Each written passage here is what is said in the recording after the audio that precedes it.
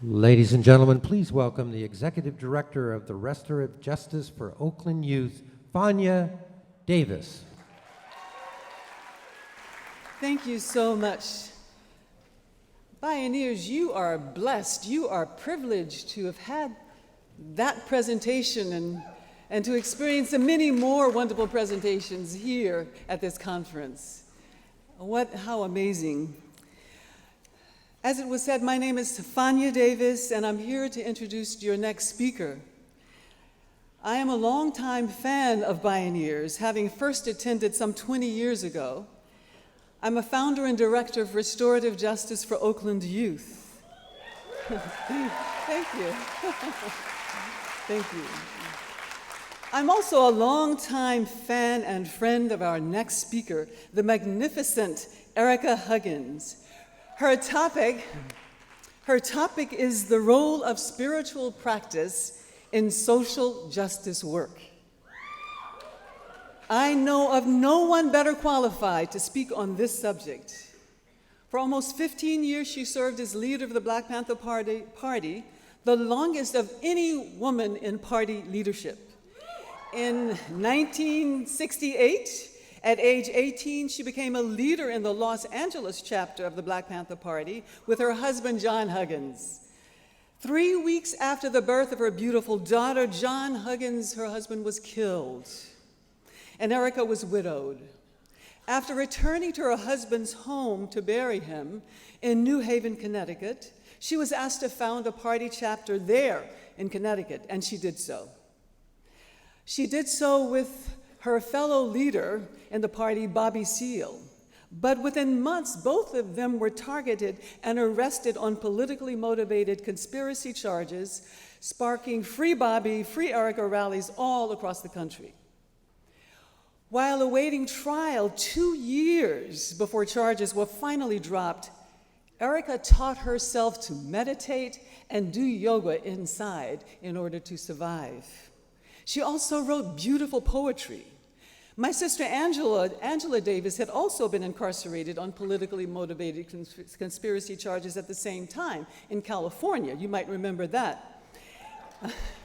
Angela was the one who first introduced me to Ericka. During one of my visits to her, perhaps in Marin County Civic Center Jail, which is where Angela was just a few steps away, Angela told me about Ericka. And she told me about her poetry. She told me about how she did yoga and meditated. And I still have a vivid recollection of that day, of my visceral reaction to learning about this woman. Something deeply resonated with me. This woman, the longest serving female leader of the Black Panther Party, a political prisoner, this mighty, fierce warrior also did yoga, also meditated, and she spoke from her heart. She did poetry. You know, that was unheard of in those days because we were revolutionaries. We were more revolutionary than thou. We were more militant than thou. We were hard. So to find this woman who embodied these beautiful qualities, a balance of the feminine and masculine, of justice of love, of being a warrior and being a healer was so impressive to me at that time. And it still is today. Just one other story. I was in San Quentin, our neighbor here, a few years ago, and gave a presentation on restorative justice, and a man came up to me and said, "I'm Watani Steiner." And he told me that he was serving time in San Quentin for having conspired to kill Ericka Huggins' husband. And he asked me, he said, "Do you think Ericka would be interested in meeting me? Do you think she would be interested in having a restorative justice dialogue with me?" And something stirred in me. And I said, proudly, "Yes, I know her, and yes, I think she would be." So as soon as I could find a phone, I called Ericka, and of course she said yes. And that began a friendship that continues until this day. They corresponded, and then they had an encounter, which I co-facilitated in San Quentin Prison. Something holy was happening deep inside that place that day. I remember still how the room was drenched with light. So please, welcome to the stage, activist, poet, educator, Black Panther leader, former political prisoner, consummate storyteller, you will see that. Meditator, yogini, mother, grandmother, magnificent human being, my mentor, my friend, and my sister, Ericka Huggins.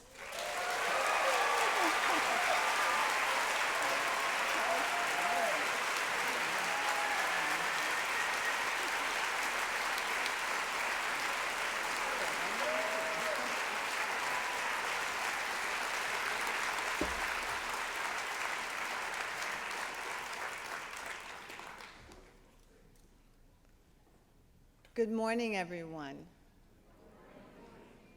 Oh, come on.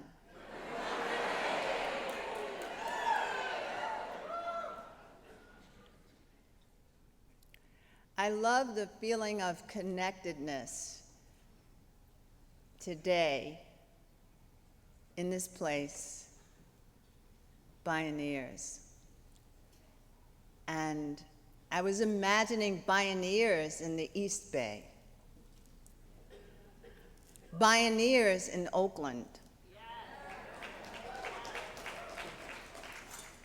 Bioneers with a flood of people of color in its audiences.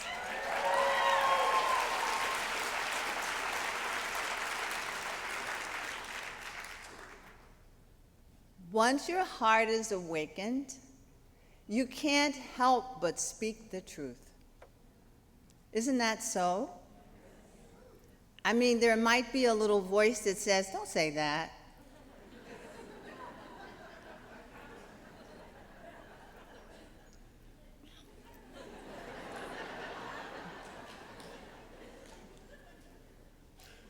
My dear friend, who is from Gabon in Africa, said that she was very outspoken and her mother told her, girl, before you speak, run that thing around on your tongue 7 times. Beautiful, huh? Because by time 5, you know you're not meant to say it, or you are. And so as I was riding past San Quentin prison, where some of my friends are sitting for the rest of their lives, I thought I'm going to the Marin Civic Center where some of my friends died, and many people died on the day that Jonathan Jackson was killed. I thought, it is the 50th anniversary year of the Black Panther Party.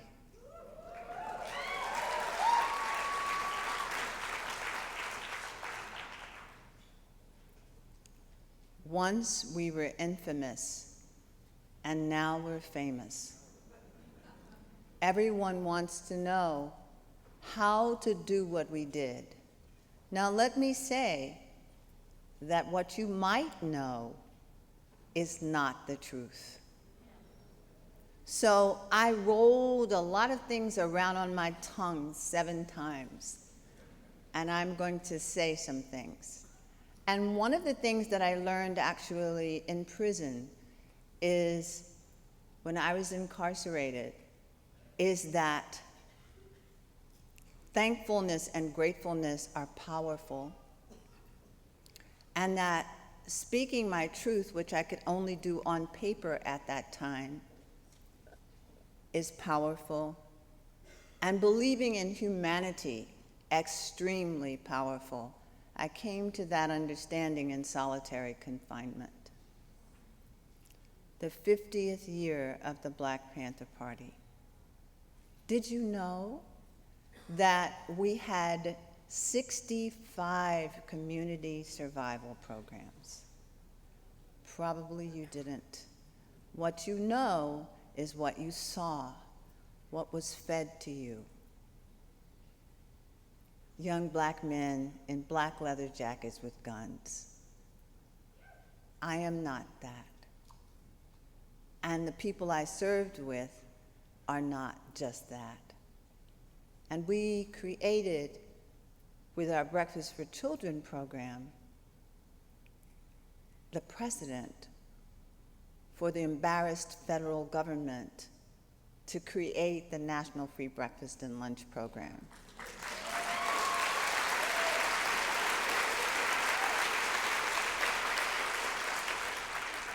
So I wasn't intending to say that until I was listening to Fania, who made me cry. When you live a life full, when somebody recounts it for you, it's touching. So thank you, Fania. Thank you, Bioneers. Thank you, each of you. Thank you, ancestors, all of you who entered when Afia was drumming.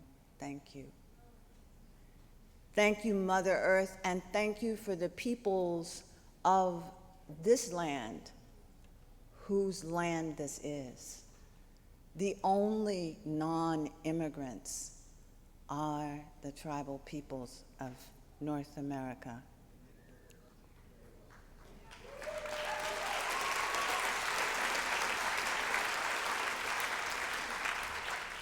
So I was thinking about part of the purpose of Bioneers today. I was thinking about the word environment, and I was thinking about all of the environments I passed through from Oakland to this beautiful place. Environment means your surroundings, your surrounds, your state of affairs, your situation. And it's remarkable how when we think of environmental justice and social justice and restorative justice, we don't sync them. We don't combine them. We don't integrate them in our hearts. Or if we do, we don't always bring that integration into action in the United States, in Oakland, in South Carolina, in North Carolina, in Missouri, in Washington, D.C., in Marin City, in Richmond, in North Richmond. We're not always thinking about, because I don't assume that each of you are not thinking.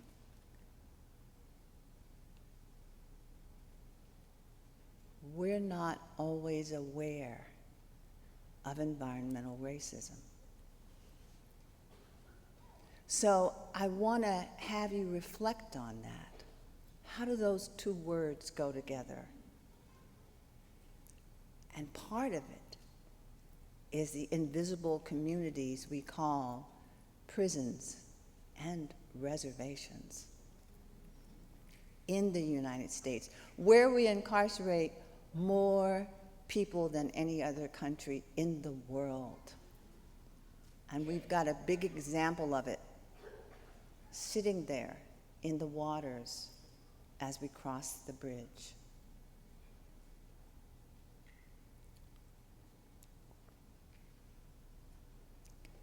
I've been looking at things like this since I was a child, wondering, why is it this way? What can we do to shift it?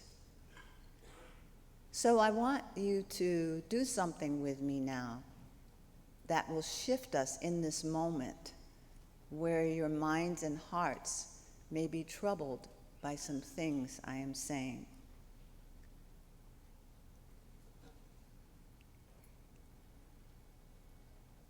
Take a deep breath in. Adjust your bodies so you're sitting with your back relatively straight.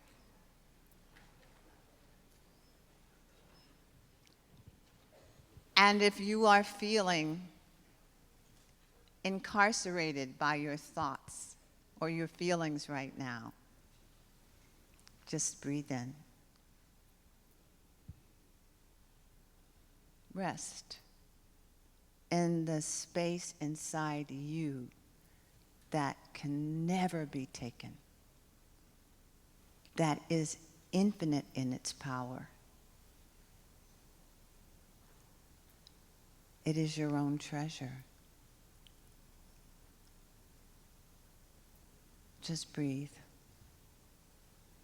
And as you're breathing, send your love, send your compassion, send your good wishes to all the places in the United States that need what you have to give right now.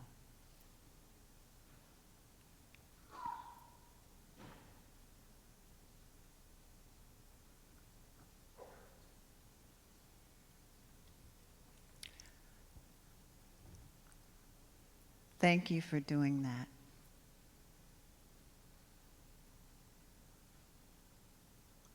That was probably a minute out of your day. And I'm sure that many of you were able to shift something. This is why I do this every morning. Because I cannot not take care of myself as I work with others. And so many of us are activists and artivists in this room that we must take care of ourselves. No battery can live forever without recharging. Your heart needs it, your mind needs it, your body needs it. I needed it last week when I reread the story of Corinne Gaines. Raise your hand if you know who I'm talking about. A few hands. A young woman in the South who had warrants for her traffic violations. The police came to her door, and long story short, as she held her 5-year-old child in her arms, they shot and killed her.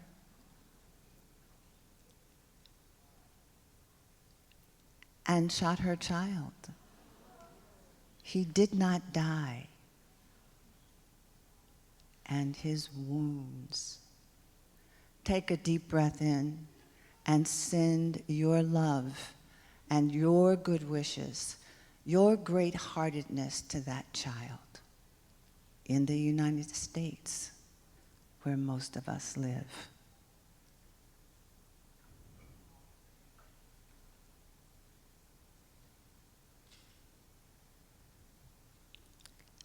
How could a violation of traffic or any other kind deserve that?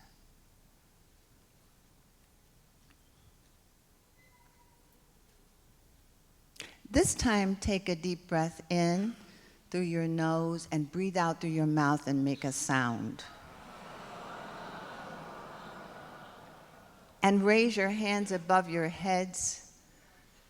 It opens your chest and it relieves the pressure, and bring your hands down. I had to do this and more when I read Corinne's story. Corinne could be my sister. She could be my daughter. She could be my partner. Corinne could be my best friend. And she is her child's mother. And we're afraid of people who look like her little boy. We justify people who look like her little boy in being arrested and incarcerated and sometimes murdered. So the point I'm making this morning is that we must must have some spiritual container for being in and continuing to work in this world that we live in. John Huggins was 23 years old when he was killed. And my dear friend Alprentice Carter was 26. And I was 21. And now, all these years later, I can say that I remember them not with the pain that was first there, but with the love and admiration that they deserve. And what brought me to this point? It's simple. Sitting quietly every morning before I go out into the craziness. And definitely if I turn on my TV. We can together change the world. We are all threaded together like a huge tapestry of humanity. And we forget that we are interconnected. We forget that there is no color, there is no size, there is no class, there is no sexual orientation, there is no citizenship status, there is no ability that can separate the hearts. We further those separations. And the good news is, because we humans have done that, we can stop it. And we must. Our children deserve it. Their children deserve it. I'm not 21 anymore. I'm not 28. I'm 68.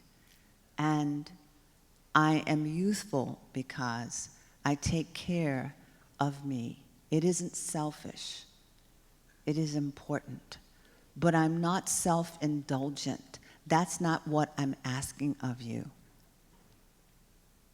I'm asking you to take what you know about our interconnectedness, and if you haven't, look at the impact of race on our ability to act for Mother Earth, for all the places in it, and the environments of all the people who live on the earth.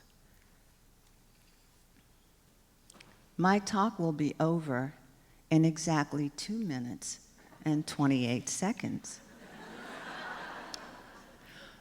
But we can speak together continually. What we need to do is talk. That's what Watani Steiner and I did when we entered a restorative justice dialogue, during which time we found out that forgiveness is a big and powerful tool because it impacts the person who is asked for it, the person who receives it, and the generations backward and forward of both. So please forgive yourselves for any harm you believe you might have done. Resist the urge to go to guilt and shame and fear.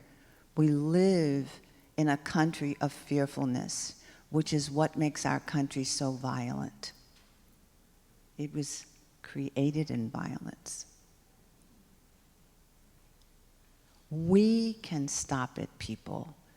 We can shift it.